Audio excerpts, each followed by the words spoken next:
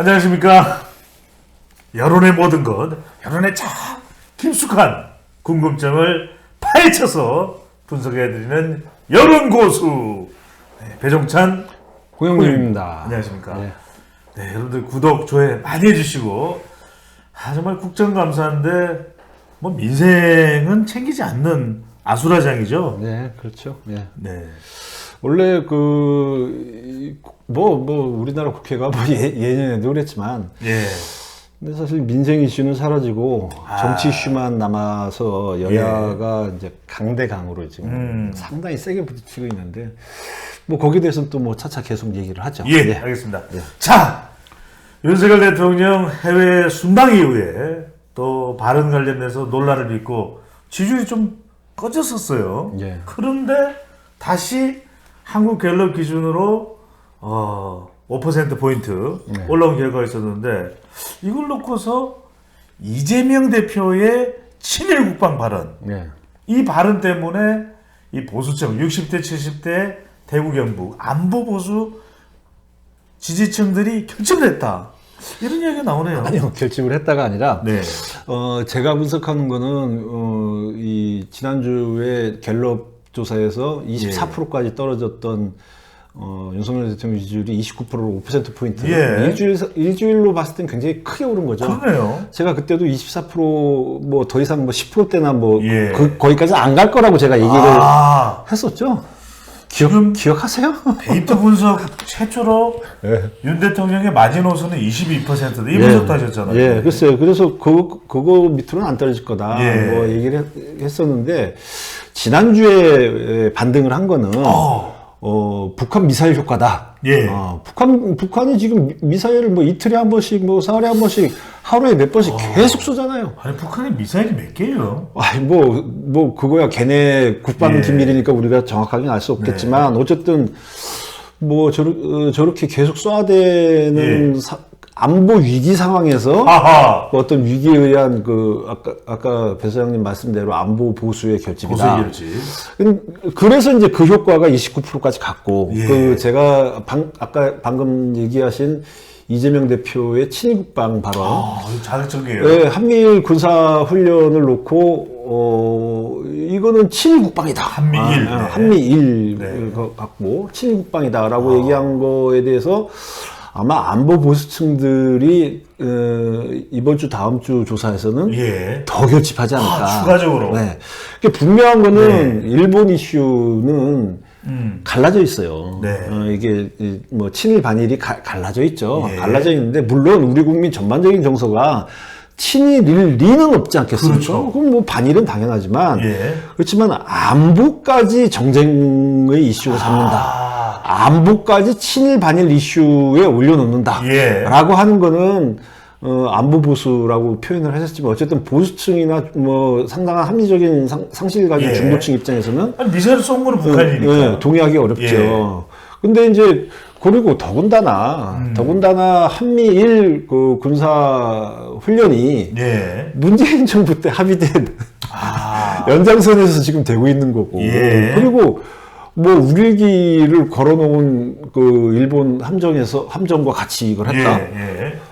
노무현 정부 때 우길기 걸어놓고 인천항에 정박을 했어요. 일본 함대가. 노무현 정부 때요? 네. 하고 우리나라. 그래요? 네. 그 당시 우리나라 해군 관계자가 거기 가서 사흘까지 받았어요. 그리고 기억 다 하시겠지만 2002년 그 한일 월드컵 때 김대중 대통령은 누굽니까? 일본 국왕하고 같이 앉아갖고 응원도 했어요. 그리고 김대중 대통령 때 이제 한일 문화 개방 그것도 하고. 그렇죠. 사실 김대중 대통령 때 가장 일본과의 교류에 대한 장벽을 헐고 그게 가장 이제 넓어졌어요. 그때 일종의 과거사와 독도 문제와 경제와 문화교류는 구분한다. 그러니까 여러 가지 이제 일본 측에서도 성의를 보여왔고 또 그만큼의 또 김대중 정부가 뭐 상당히 설득을 잘한 부분도 있고. 근데 이제 문제는 근데 일본에 대해서 굉장히 분석을 많이 했네요. 아니, 이거 상식입니다. 그냥. 뭐 시간 좀 많이 남았나요? 아니, 그게 아니라, 그동안, 그 당시에도 제가 기자 생활을 했고, 뭐 지금도 마찬가지지만은, 그 당시 다 우리 기억 속에 남아있는 거잖아요. 다 기억하네요. 기억력 안 좋으세요? 그러잖아. 홍장님 궁금한 거는 그런데 이런 여론 또 반발 좀 너무 자극적이다, 지나치다. 아니 일본이 문제 있는 것에 대해서는 위안부든 강제징용을 지적하는 건 좋은데 이걸 이재명 대표가 사법적 리스크도 받고 있는 상황에서 친일 국방 이렇게 발언한 이유는 뭘까요? 그거는 제가 보기에는 네. 사실 그 지금이 여야가 국정감사 시작하면서 이제 더 그게 예. 강해졌지만 서로 강대강 대결을 하고 있어요. 아하. 그 닥치고 공격, 예. 이른바 닥공을 하고 있어요. 닭공이죠. 네. 근데 이제 그 지지율이 오르려면은 사실 중도층까지 중도 외연 확장을 해야 된다는 건 또 예. 상식 아닙니까? 그렇죠. 근데 사실은 뭐 특히 이제 야당 입장에서는 그 중도층은 완전히 뒷전이에요. 그냥 닥치고 공격이에요. 닥치고 예. 공격. 근데 그 이유가 뭐냐? 그래서 뭐 이번 친일 국방 논란도 마찬가지지만은 예. 그 이유가 뭐냐? 그 사법 리스크하고 그 연관이 있죠. 예. 사법 리스크가 커지면 커질수록 지금의 지지층마저 이제 떨어져 나갈 가능성이 있기 때문에 아하. 우선 이거라도 결속하기 위해서는 그런 예. 자극적인 이슈를 야당에서는 자꾸 던지는 거죠. 예. 근데 제가 보기에는 아주 초단기적으로는 뭐 괜찮을지 모르겠지만 약간만 중장기적으로 볼 때는 상당히 부담스러운 옆으로 볼 수도 있겠네요. 결과로 갈 수 있다. 예. 이거는 어떤 정상 궤도를 가야지. 이거를 갖고 한미일 그 군사 그 훈련을 갖고 이제 친일 국방이다. 혹시 여기서 하나 더 궁금한 것이 그럼 한미일 공조를 북한이 미사일 때문에 공조한 것을 친일이다, 친일 국방이다 이야기하면 문재인 정부 때 북한과 가까웠거든요. 그럼 그건 친북 국방이고 또 중국 눈치를 보는 것은 또 친중 국방인 건지 어떻게 봐야 됩니까? 기본적으로 북한은 우리의 주적이에요.